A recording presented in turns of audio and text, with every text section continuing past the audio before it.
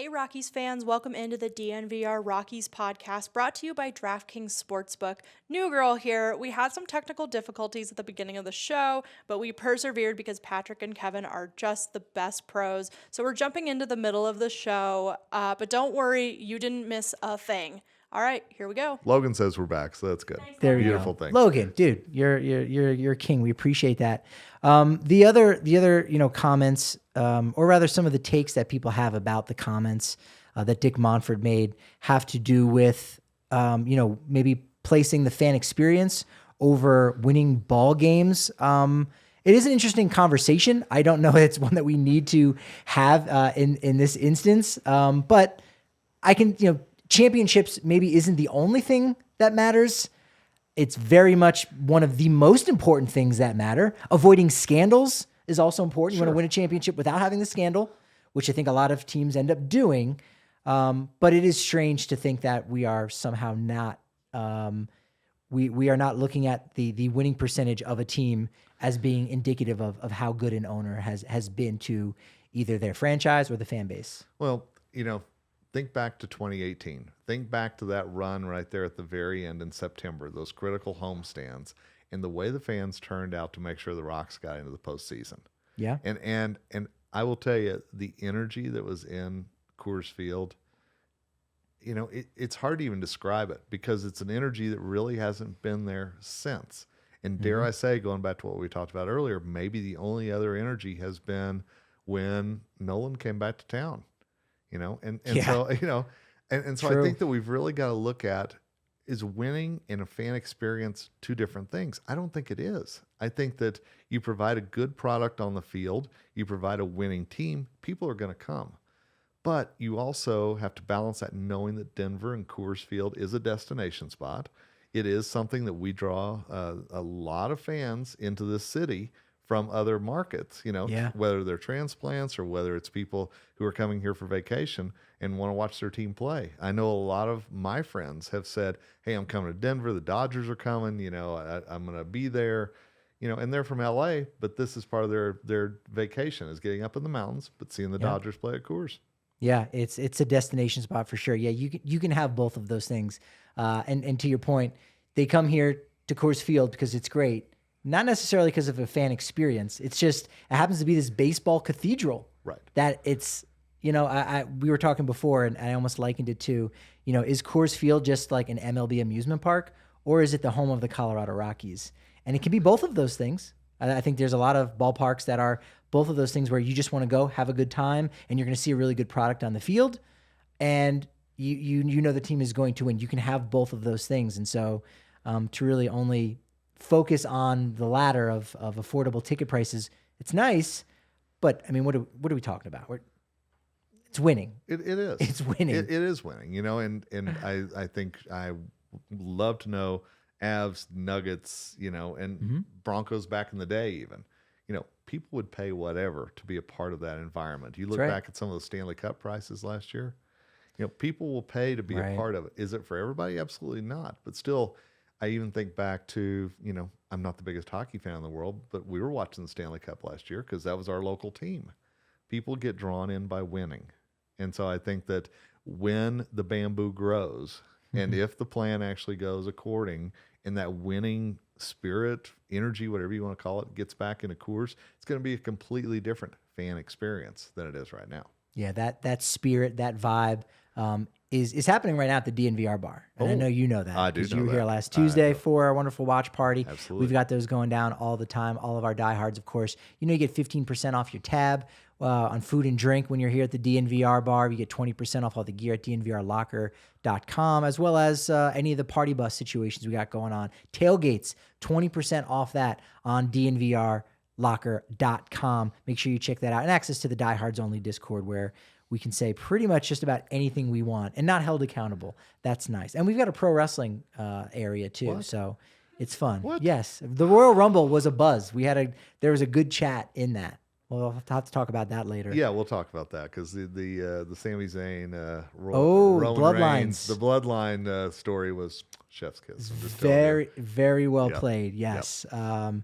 Breck Brew plays it well all the time. In fact, they're doing something right now, this game day experience where they want to hook you up with some fantastic merch and some fantastic tickets to a game Thursday, March 9th against the LA Kings. The Avs giveaway is going down. You get 2 tickets, includes Lexus Club access, parking pass, as well as DNVR gear.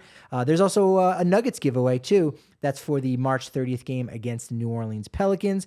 2 tickets, courtside, row 2, folks. Seriously, Pelicans, Nice. Nuggets, that's huge. What a great giveaway. Also includes access to the Lexus Club parking pass and DNVR gear. Here's how you enter. Head to thednvr.com/Breck Sweeps.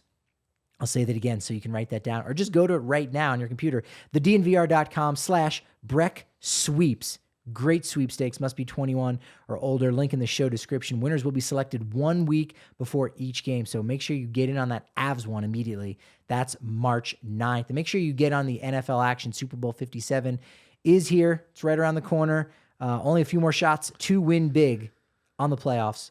Thanks to DraftKings Sportsbook, an official sports betting partner of the NFL. Counting down to Super Bowl 57, new customers, you know you can bet just $5 on any bet. Coin toss. Are you a coin toss guy? I'm a coin toss guy. Props bets are fun. Absolutely. National anthem, all National anthem There you length go. is another good one. I like that more than the coin toss because I feel like you know, it's heads or tails. That's it. There's no thinking about it. Whereas the national anthem, you're like, all right, let me go back and let me watch some live performances of this person. The prep for it is fantastic. There's some prep. There's some analysis that goes into that. I don't think I need to make up a spreadsheet, but I will say you can kind of feel out that kind of a prop bet. And with that $5 bet on DraftKings Sportsbook, turn into $200 in free bets instantly. They got the stepped up same game parlay, so you add a bunch of things and you can boost your winnings up to 100%. It's fantastic. So download the DraftKings Sportsbook app now and use code DNVR because new customers, you make a $5 bet on Super Bowl 57, and when it hits, boom, $200 in free bets instantly. Only on DraftKings Sportsbook and only with code DNVR. Minimum age and eligibility restrictions apply. See show notes for details. Now I know you. Also, in addition to writing for FanSided, covering the national game there in MLB, you also write for Rockies blog. Yeah. Don't care for the blog part because these are great articles that you and Jack Ed can write. They're kind of long form, which I love. Now Jack's more than mine for sure, but I love getting on the Rockies.com site to check out the blog that's on there. And it's been great. Connor Seabold, Brent Suter, 2 guys that I really enjoy getting to know. I wanted to ask you specifically about those guys. So Connor Seabold is the latest addition. Got on the horn with him like right away. Yeah. Talked to him. Learned he's a closet Coloradan. He is. He is, and it's from some time down in Castle Rock. Actually, he's pitched at Coors Field whenever he was in high school. Oh, wow. Really a cool thing. But a guy who tells me he loves beer and he loves hiking. I'm like, well, you're going to love the state then. I'm just telling you, are going to blend in. But, a native California guy, he was so excited to be coming back. He's been in the Philadelphia organization. He's been in the Boston organization. This is the closest he's ever been to home pitching here in Colorado. And that's another thing he's really excited about. So he's a local guy because he used to live here, and because he's from California, that also makes him local. He's doubly local. He's doubly local. Right? Exactly. He's nearby. Yeah, I see him becoming good friends with Lucas Gilbreth right away. I can see like that. those guys. Like that will be a friendship that blossoms. Yeah, and I think clubhouse. I think Seabold's going to be a guy, and he even said it in the interview. He could well start the year at AAA. It would not surprise me at all. But I think that he's a guy that he's all right with that. He's a guy who's going to be okay being whatever the Rockies need him to be. And where the time's right, I think he'll be a guy that comes up and contributes. I wanted to ask you about that because the 5th spot in the rotation, and you could very well say the 4th spot in the rotation too, with Antonio Cinzatella likely to start the year on the IL. I mean, not even likely. I mean, we can bet that on DraftKings Sportsbook. Yeah, I think we can feel pretty confident that's a safe on that. one, I think. We're not gonna. It's not gonna have a big payout, but as he recovers from ACL surgery, so you've got Marquez and Freeland at the top. Jose Urena there as your number 3. So it's really 4 and 5. Feltner, still not a proven commodity. Gomber, still not a proven commodity. Right. And then after that, you've got a slew of guys. And Connor Seabold could be there, especially if an injury happens to one of those 5 guys I just named. You could potentially see him start the year in the rotation. Maybe not because he blew the doors off, and earned that spot. But he does have some potential. We could even see him at some point during the year if something happens with a trade of a Jose Urena, who's another one of those guys with 1 year left. Yeah, every team needs pitching depth, and I think the Rockies last year were so thin whenever it came to starting pitching depth.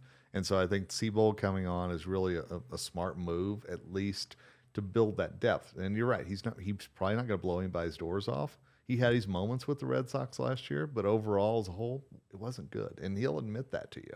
Yeah. But he's also a guy that we talked a lot about soft contact and how that killed him last year.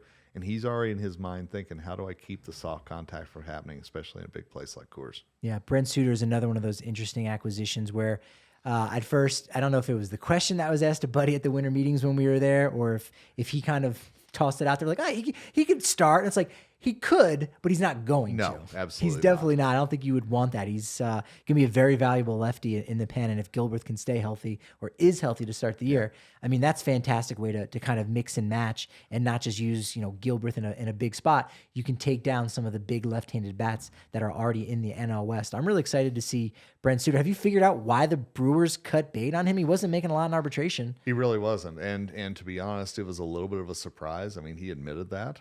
So it was a little bit of a surprise that all of a sudden his time in Milwaukee was over. And I think that reading some of the comments from the Brewers fans whenever we put that up, I think they were a little surprised by that as well. And he was a guy that was very well-liked in the clubhouse, well-liked by the fans, has his Raptor nickname that he loves. So get ready for some Jurassic Park stuff to happen this year. Are we going to have the Jurassic theme? Is he going to use it? Do we know? He's already tipped the hand. Oh, he's already tipped the hand. Yes. So he gets best little Jurassic Park theme. That's great. When he's coming out of the bullpen, at least so he says. And I think that it's really going to be interesting because obviously this is a bullpen without Kinley to start the year, without Estevez. So I think Suter is really going to be a guy they're going to look at late inning, high leverage. He's going to come in. And again, being that MLB veteran that we know Buddy loves so much, I think he's going to be a really key factor to how strong that setup is for Bard next year. Yeah, he's going to be very important for that for sure. He's a guy who went to Harvard. Harvard. The He may have other- been to Hartford. I'm used to talking about Hartford all the time with Susie. Harvard. When you talk to someone from Harvard, I guess we all have. Like how do you know if someone went to Harvard? When you talk to Brent Suter, you're like, oh yeah, no, he went to Harvard. Or is it? Can you not tell? I'm not sure if you knew. Did you know Jeff Bryant went to Harvard? I'm not sure if you ever heard that. I heard he was a brain surgeon, is what I heard. Or no, wait, I'm the brain surgeon. I forget. One of those. But no, I mean, really a good guy. And that was what I took from both those conversations is that those are guys that aren't only just seem like quality humans, but they're also guys that are also excited to start over, get a fresh start here in Colorado, see what they can do. They're both also guys that really were excited about finally having a pitcher as a manager and what that was going to be like. Yeah, because I will tell you, Suter had nothing but praise for Craig Counsell and everything that he did. But he's also like, it's going to be nice to be able to pick the brain of a guy who's been on the mound too. That's curious. Yeah, I don't know how many managers right now in MLB are former pitchers. I mean, I can't think of any other than Bud Black off the top of my head, but. Yeah, that's kind of curious to think about. It is, and pitchers love that.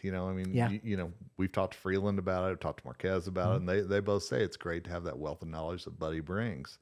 And so I think Suter, Seabold, these guys are coming in from outside organizations. That's one of the first things they think about. So he went to high school at Archbishop Moeller High in Cincinnati. That high school has produced 30 seasons of All-Star selections. Whoa. 2 Hall of Famers. And 3 All-Stars. Ken Griffey Jr. and Barry Larkin did a lot of that heavy lifting there. That's pretty good, yeah. I think, 15 All-Star games for Griffey Jr., 10 for Barry Larkin, and then 5 for former Rockies manager Buddy Bell. How about that? That's pretty neat. Reds manager David Bell also went to school there, naturally. And then another Rockies left-handed legend, Philip Deal. So the real deal. The real deal. The real deal. The real deal, should say. So that's 2 Rockies from the same high schools. What other high schools have 2 Rockies attended? Thanks for asking, Kevin. I was just going there, but please. I don't know. Oh. I don't know. That's spreadsheet material for me. Haven't gotten around to that yet. I have a feeling by opening day you'll have an answer to that question. I kind of need to know. Yeah. I did ask it, so I need to find out. I would think there's at least one other high school, right? I mean, I would think so. There's a lot of good just baseball programs that are out there that just have the churn of big league guys coming out. Yeah, you would think I've heard the Toms River area is pretty good. I've heard that. Jerry DiPoto, but not Jeff Frazier or Charlie Frazier or Todd Frazier, the one that we're all thinking George of. Frazier? No, close. Okay. No cigar. Just Uncle one. George. I don't know if Uncle George is actually related. Suter is also to my knowledge, Yeah. how about this one? Talk to me. First Rocky to ever author a book. Yeah. He wrote a book, and you got to see the cover of the book. So, when you're at your local Barnes and Noble, you can go ahead and pick up a copy of The Binky Bandit. Love There we The go. Binky It's a Bandit. kid's book, but hey, you know what? As far as I know, he is the only Rocky, and certainly the only active Rocky, to have ever written a book. Yeah. And he talked to me about this. I mean, that's the dog. And literally stole the binky from the child and wrote a book about it. And and one of the things that he was telling me about that is that it was something that all the clubhouse was so like, that's so cool. Yeah. Within the Brewers organization. And he said that that's one of the things that he is going to miss about being in Milwaukee. It was a very tight knit group, but the Binky Bandit, absolutely. That's it. I mean, that could be his nickname now. I don't know what's a Binky in baseball that we could say he is, or we could just call him the Binky, the Bandit, maybe the Bandit. Well, speaking of nicknames, he said he loves the Raptor. Yeah. But the Vulture stuck with him starting last year after Council made this weird motion. I don't know if you remember. Yeah, that. he was like, yeah, he didn't go to the left arm to say, "Give me the lefty." He's like, "Give me the Vulture." exactly. And he's like, I'm leaving the Vulture in Milwaukee. Not a fan of the Vulture. I'm going Okay. to stick with the Raptor, but the Vulture stays behind. I like that. Yeah, that's fantastic. And he played at Colorado Springs too when he was in the minors with the Brewers. So he knows Colorado a little bit. Yeah, we've got to find out. If you happen to know, tell us in the comments there. Any other Rockies who've ever written a book? I mean, obviously Drew Goodman have If These Walls Could Talk. Yes. Stories about the Rockies. That was one. That's like literally the only book I can even like think of. There's been books written about Rockies, Yes. right? Manny Randau's got his Blake Street Bombers book, but written or co-authored by a Rocky. I mean, I'm ready to start a spreadsheet, but there's only one name on it, so that's not. You need at least two to qualify for a spreadsheet. I think Chuck could write a fishing book. I mean, he's got to write some kind of Tales from the Outdoors with Chuck or something, right? I think Ted Williams may have written a fishing book. Ooh. So if he's done that, I think Charlie could certainly do that. Absolutely. That would work. I could see him being a very good fishing guide too after his career. I mean, besides the celebrity of Charlie Blackmon, he's gonna take you to some good He'll be on the Outdoor Channel. There's no watering doubt. holes. Yeah. Is that what they would call it? I mean, back- he's not more of a watering hole guy. He's more of a narrow, straight, a river runs through it situation. So it's not a hole so much as it is it's a line. this. It's this hand gesture. This is why you need to be watching over on the DNVR Sports channel on YouTube, and you need to be supporting a great Colorado company in Pins and Aces. They're the official golf partner of DNVR. Love the Pins and Aces gear. They've got all the different colorways for all the teams here in town too. So you'll be wearing something, and people will think it's Avs related. It's Avs inspired because it looks fantastic. It's family-owned golf and apparel company here in Colorado. They make amazing polos, hats, golf bags, beer sleeves. Now, I know you're a golfer. Are you an avid golfer or just a golfer? I'm a golfer. Borderline avid, though. Well, my wife is much more avid than I am, shall Okay. we say. But and she's better at that than I am, too. I will readily admit that. On your 74th visit, you get a beer sleeve. So No. you know what? No. You are halfway there, I think. So when you get that beer sleeve, you throw that in her stocking. I think she'll be very happy. You know what? I'm not tucking that away. That's it. Just You gonna can tell be you. counting the days on the wall, marking the calendar. And you can also use it for seltzers too. If she likes the hard seltzies, that's fantastic. Go over to pinsandaces.com and use code DNVR to receive 15% off your first order and free shipping. That's pinsandaces.com. Backus and Shanker, when you get hurt, Backus and Shanker is here to help. They win for Colorado families, and they help those who've been seriously injured in Colorado for more than 25 years. Best part is they're free until they win you money. So no upfront fee to speak with them about your case. No fee while they work on your case. No fees unless they win your case and win money for you. They've got 30 lawyers on staff, over 100 people helping out that staff. So it's a fantastic group that works together all throughout Colorado, including neighborhood offices in Denver, Aurora, Inglewood, Fort Collins. Backus and Shanker has the strength and power to win your case. They help with all kinds of injury cases that weren't your fault, car accidents, motorcycle, rideshare, pedestrians, trucks. They can even help when you've been injured at work. Call them at 222-2222. That's right. So just think Troy Tulowitzki and Jonathan Daza. You know In what? any order. If you want to go Daza, Daza, Daza, Tulo, Tulo, Tulo, Tulo, you can. If you want to go Daza, Tulo, Daza, Tulo. Tulo. You can. It's 222-2222. Tulo. What's that number? You know, Tulo, I go Tulo, Daza. Okay, I see. I'd flip. First three are Tulo twos. Yeah. Last four are Daza twos. I would do that person. That's me. That's your right. You know, That's your right. Thank goodness. Look, they've won over $1 billion for their clients, so that would be a good thing. A personalized Dick Monfort jersey when he's worth $1 billion, $1 billion across the back with a 1 and a dollar sign. He's halfway there, I think. You know, why didn't Ted DiBiase come up with that or something? I'm just curious. Oh, it's the $1 million belt. That's it. It's only all the belts cost $1 million now. Yeah. I think even the jewels and the gems from the hardcore belt are worth $1 million at this point. Yeah, it's like if the you wanted Dr. to hawk Evil them. one, you know, just $1 million. Come on. Absolutely. $1 million.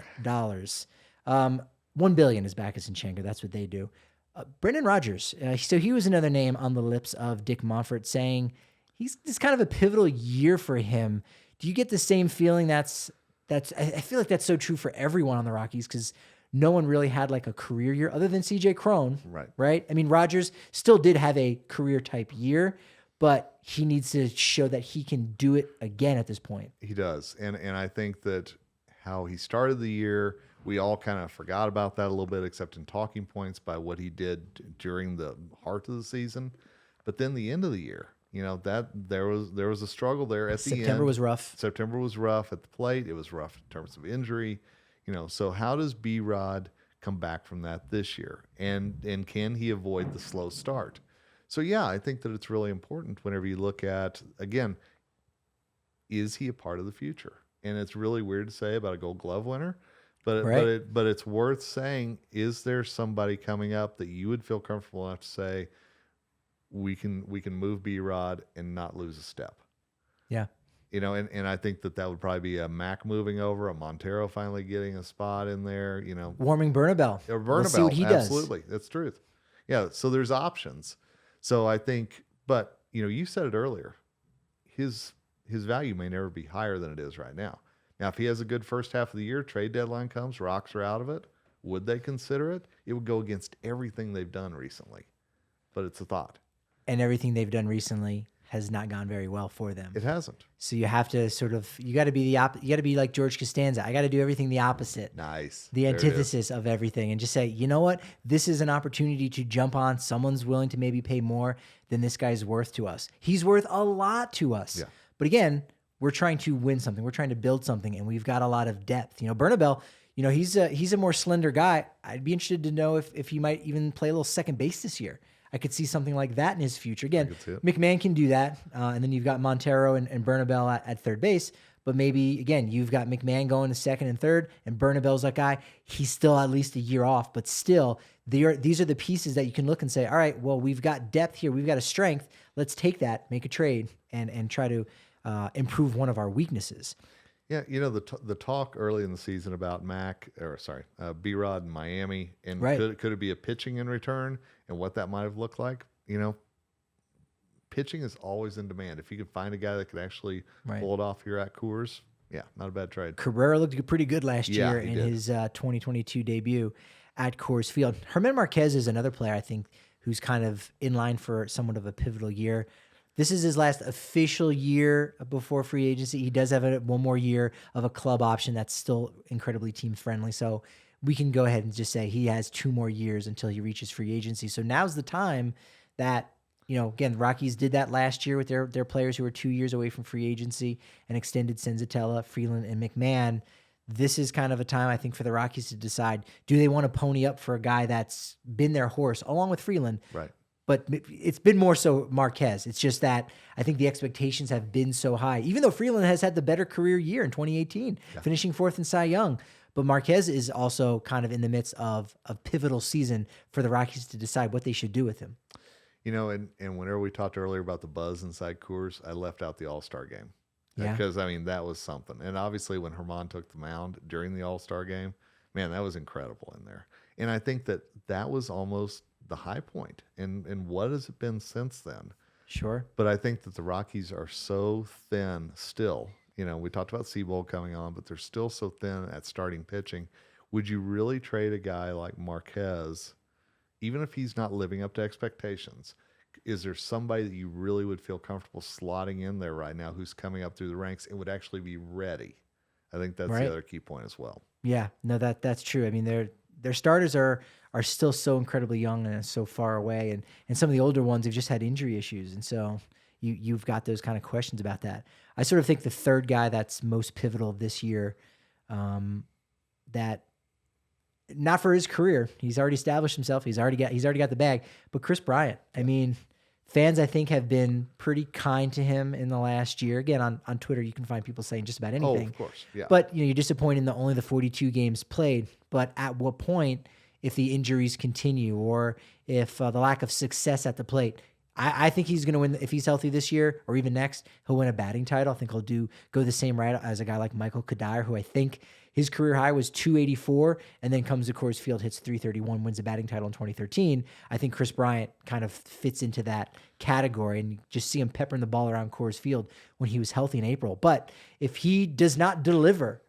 I mean, there's going to be those like Ian Desmond type whispers of, what are we paying this guy for? So I think that's a pivotal year for the fans more than anything. Yeah, and I think if you look back, whenever Daniel Bard won the Comeback Player of the Year, I think Kris Bryant's a huge candidate for that this year. Now, again, he's got to stay healthy. He actually has to produce at the plate, but there's been everything you look at in the past that shows he can do that.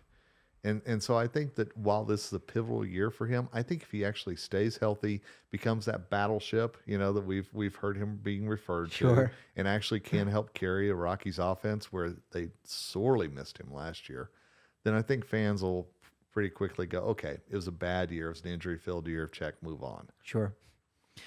Are there any, have you started thinking about the camp battles that are going to happen in spring training, like fourth and fifth starter spot? Again, if it's Feltner and Gomber, you're like, all right, if they end up winning the job, that was kind of what you expected.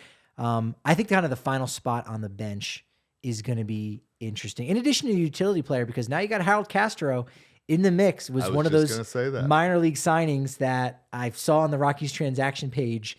And it was like someone from Detroit had like tweeted it out like, hey, this thing happened. And then it was like a week later that the Rockies like officially announced it, I think. Yep. But Harold Castro and Alan Trejo make for an interesting battle. Trejo, we think, is going to pick up an outfielder's mitt, so he'll be the Garrett Hampson type.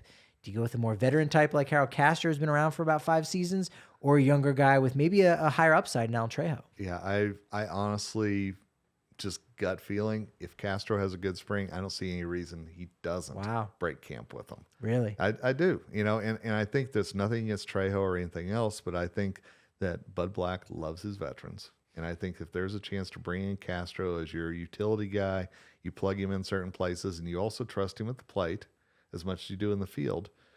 Trejo had his flashes, absolutely did. And he's a guy that Bud knows from San Diego. They've got a background together, all that stuff. But there's still something about the veteran coming in and actually making an impact. So I think Castro is going to be one of those sneaky signings that we'll look at on the opening day roster and go, oh yeah, that guy. Could Castro, and he had the pivotal, talk about pivotal players, pivotal walk-off home run in the Venezuelan League final on Monday night. That was a celebration right there. That was a celebration, to say the least. That was great. So good for him for that. Obviously, that's fantastic. But the little switcheroo here, what about this idea that Castro is the Garrett Hampson, Castro's the utility player, and Alan Trejo is the shortstop on opening day? Now, you don't want that to happen. You gave me the side eye. Yeah, I did. I was like, what? But how much does Tovar have to earn this spot is basically what I'm kind of getting at. That if he's any bit left of center, maybe they just send him down for a couple weeks. And you say, well, we do have 2 shortstops now on the roster with Castro and Trejo. You don't want that to happen. I don't think that would happen. But maybe that's the kind of insurance that the Rockies are getting now that in the past they haven't really had. Yeah. I think that is a worst case scenario, but it's a possibility, actually. As we always say, is it improbable? Yes. Is it impossible? No. I do think that Tovar breaks. I think he's your opening day shortstop. But if he absolutely struggles, in spring, but how many guys struggle in spring and you go, oh, well, it's spring training. You shrug it off. Will they be willing to do that with a guy like Tovar and go, his defense, his upside, everything else is so much. Plus, those fans, let's be honest, they need a little reason for optimism. And as much as we may love Trejo or Castro, that's not going to get the blood boiling as much as having Tovar in there. No, you make a compelling argument there that even in the worst case scenario, there's almost no reason to not put him Right. on that roster. I mean, you stuck it out with Brendan Rodgers last year. You did. Throughout April, and so that's again slightly different situation, but still, you don't want to kind of ruin his confidence. Logan saying that Trejo is one of his faves. Loves to see him there, Yep. which is fantastic. Design Love saying Kris Bryant has not been the same player since 2017. I hope he rebounds because he's such a quality person, but I'm not optimistic.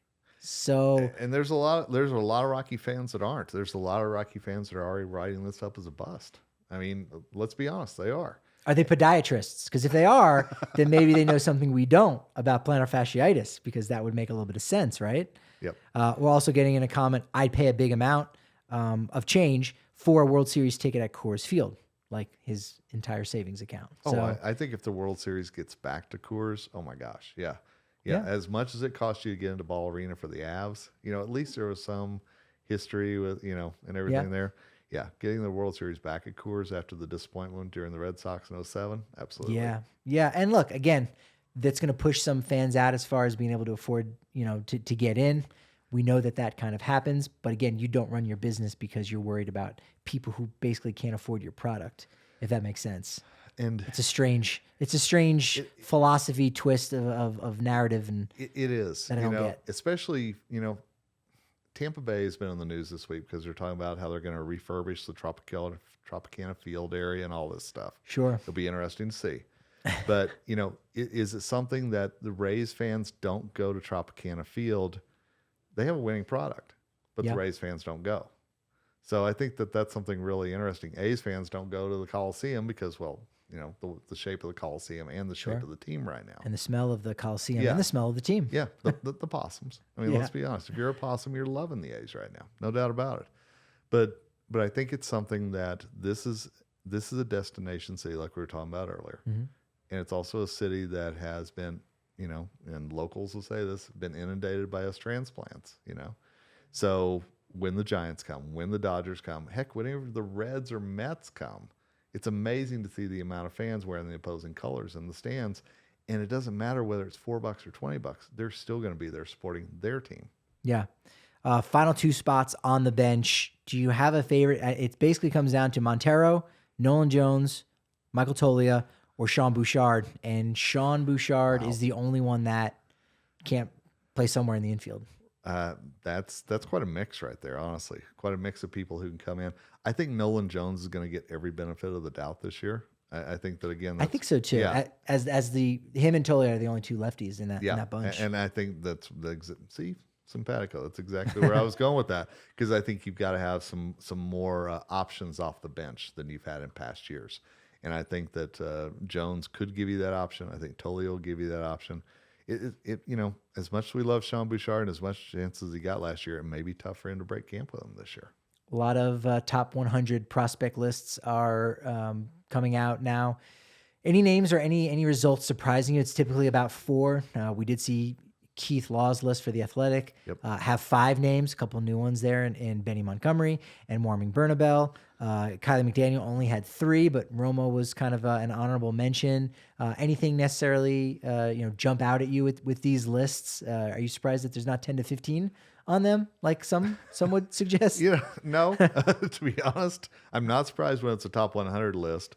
I was looking at Kylie McDaniel's, which just came out this morning on ESPN Plus. Oh, nice. Tovar is the highest ranked there at 35. Let's see. Let me find. I think Veen was 49.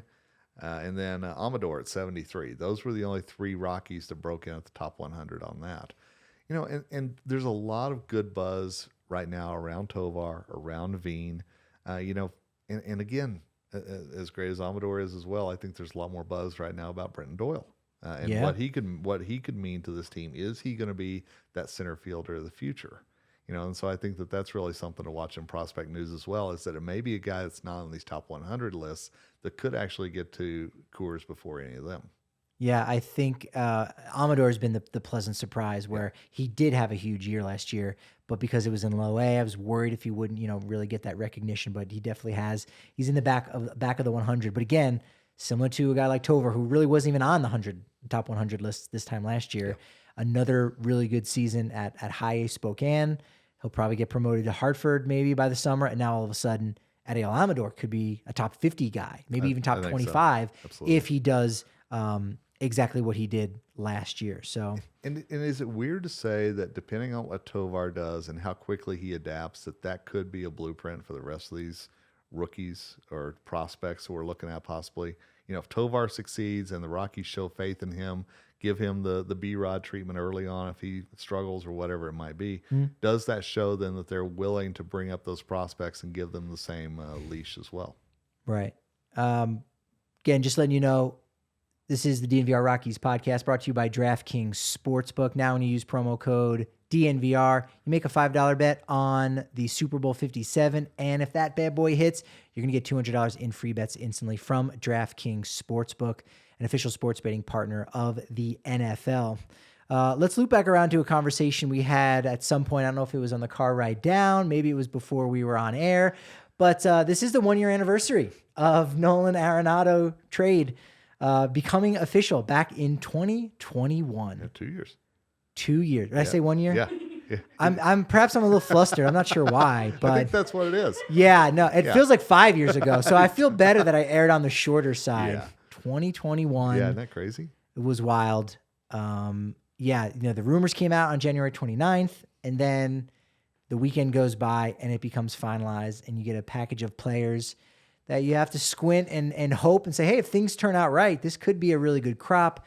And so far, that package of players for Arenado, unfortunately, hasn't had that kind of punch. Mateo Hill, already out of the organization, was taken in the minor league portion of the Rule 5 draft. I know you just wrote about that on FanSided MLB, about the grades. Yeah, it was hard to write because, to be perfectly frank, I don't think the grades have changed since that very first day that we knew it was official and what the return was going to be. Right. In my article, I gave the Cardinals an A.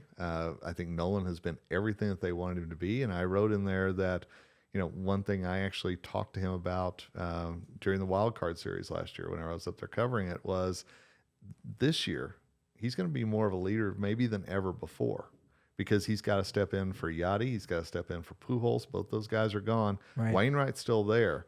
But I really think that it's going to be Wainwright, Goldie, and Arenado. They're going to be your clubhouse leaders this year in St. Louis. So that pressure to get past the wild card round and actually deep into the postseason in St. Louis, it's going to be bigger than ever, and it is. Goldschmidt's, I think he was 35 this past year. So, Yep. I mean, he's getting up there in age. He just won the MVP. So, I mean, let's. He's doing all right. I'm not trying to say like the end is near, but. But still, that's it's just wild. We get, of course, comments on Twitter at DNVR_Rockies. And, sometimes obviously people are upset. A lot of the time they're talking about how awful of a trade it was, how it ripped their heart out. And there are other folks that are like, I'm actually really happy for Nolan. Like they look at it from that perspective. That's the only positive that can come out of it. You're not happy trading away a first ballot Hall of Famer.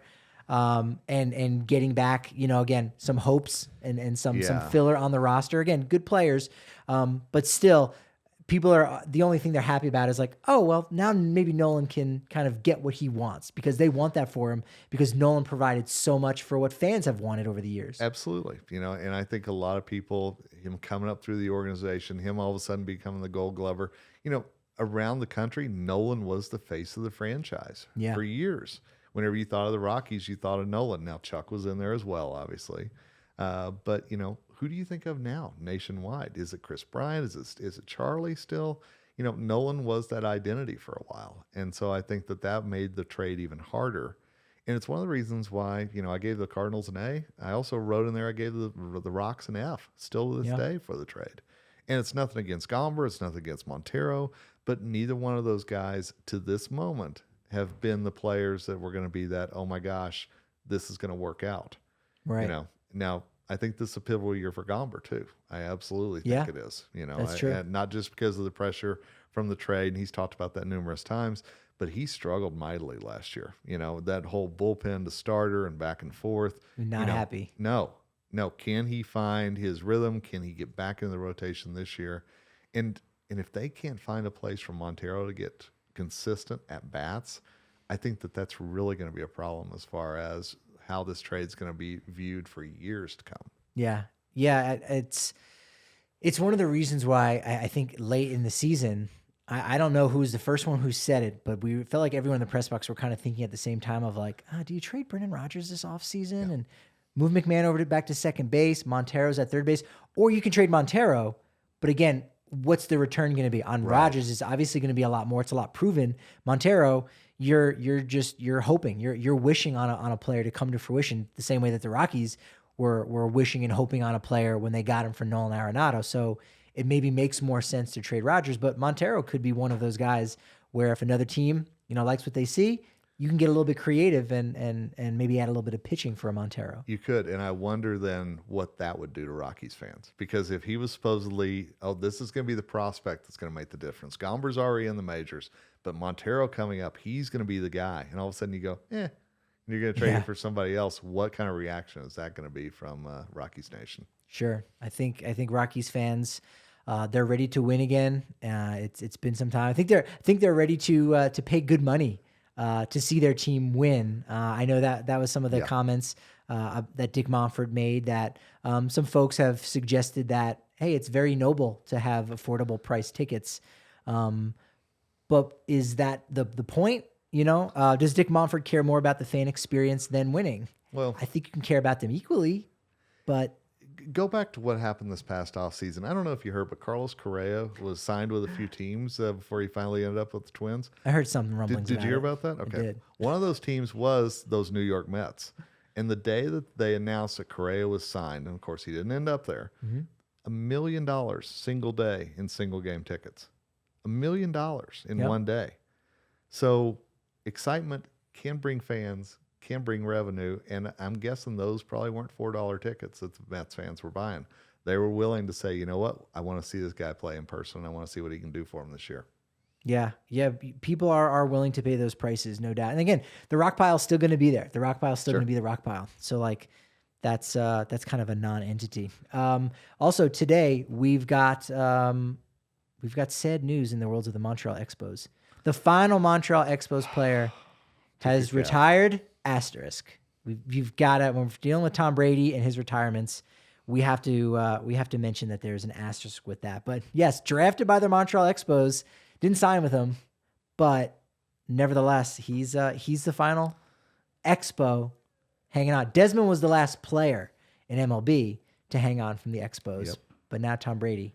See, Ian Desmond, Tom Brady share a little something there. That's Things you might not have thought about. Right. Yeah, Tom Brady is top of the mountain. Absolutely. I think the story was he went out to, I don't know if it was spring training, somewhere where the Expos were at. Maybe they flew him in. It could have even been Montreal. Nevertheless, FP Santangelo, who I think he broadcasts with the Giants now, but he was a player, and he was, he basically talked him out of having a baseball career. It's like, no, you don't want to be riding buses, and you got to go through the minors for like 3, 4, 5 years. And it's like, you can go and you're going to get drafted. I mean, you're a pretty good QB there at University of Michigan. So there's a much bigger and better payday ahead of you. So he talked Tom Brady out of a baseball career. Well, he took the Kyler Murray and Russell Wilson route, it sounds like to me, and it worked out okay. I think Brady needs to send FP Santangelo, one of my all-time favorite baseball names from the 90s. That's a great name. Oh, he owes him a Rolex, I think. Fantastic name. I think that makes a lot of sense. And it makes a lot of sense if you're over on Twitter. So we can hear more of your comments and your thoughts on the 1-year anniversary. I said it again, the 2-year anniversary of the Nolan Arenado trade, the 1-year anniversary of the first anniversary. That's what what I've been trying to say. That's exactly right. Yes, I like to celebrate anniversaries than the actual event happening. See, we're playing checkers, you're playing chess. I mean, it's that simple. I am. I know. In the metaverse too, on top of that, so it's not even real. At DNVR_Rockies is where we're at. Where can folks find your stuff at online, reading their articles, Rockies blog, Twitter, all that stuff? Oh my gosh, yeah. Yeah, first of all, absolutely. Head to therockies.com. Look for the blog that's on there. Absolutely happy to do that with Jack Etkin. Call to the Pen is our site on FanSided, where I'm the editor and we do a lot of stuff. And I'm the national columnist for the MLB site on fansided.com. So really excited about that. Big things ahead. Big things ahead, man. You're not, and that's how I know you're moving up. You're not covering the Rockies on opening day. I will be in St. Louis. Speaking of be in St. Arenado, Louis. yep, I will be in St. Louis for opening day. The Jays come to town. What's going to be a very fascinating series, I Yeah. think. Because when you think of opening day in St. Louis, you think Toronto Blue Jays. Man. That's so weird. I know, it really is. The seriously. Twins finish up in Colorado. That's where they end their season. Yeah. Playing for like the first time since like June of 2014. So the schedule makers are the schedule gremlins. I am excited They're to out see there. the schedule and how it plays out this year, honestly. The changes and everything else, it's going to be a lot of fun. Balanced schedule honestly. too a little Yep. bit. Yep. Careful what you wish for. Less Dodgers and Giants, more Angels, Yankees, Ohtani, Judge. Will they draw the fans? I mean, Dodger fans now have less chances to see their team here in Denver. Yes. Will So, the Angels fans turn out? See? you know, I have had that thought of like, hey, the NL West teams actually travel really well, other than the Diamondbacks naturally. But you're going to maybe lose some revenue there. But again, at least this year you gain it back with the Yankees. You know, in future years, I don't know if there's other American League teams that will travel as well. Boston will be next year, Yeah. so you'll get that I was gonna say benefit. Sox probably will, yeah. A little bit of a bump, and I don't know about the folks in Baltimore, but they're going to be exciting, Oh, yeah. especially with their latest acquisition, Justin Wick. Shout out to him. Oh, now. Jay Wick. Jay Wick. That's pretty fantastic, Legend. actually, seriously. Super happy Yeah, for him. Got to make sure absolutely. he gets a Good shout job, out. Jay Wick. Give me a shout out too on Twitter at Patrick D Lyons is where I'm at. Kevin, this has been so much fun. Always. So momentous, but unfortunately, and you're a baseball guy, so you know this. You know what they say about momentum? I've heard. It's only as good as your next show. So we will talk to you tomorrow at 11 a.m. on the DNVR Sports channel on YouTube.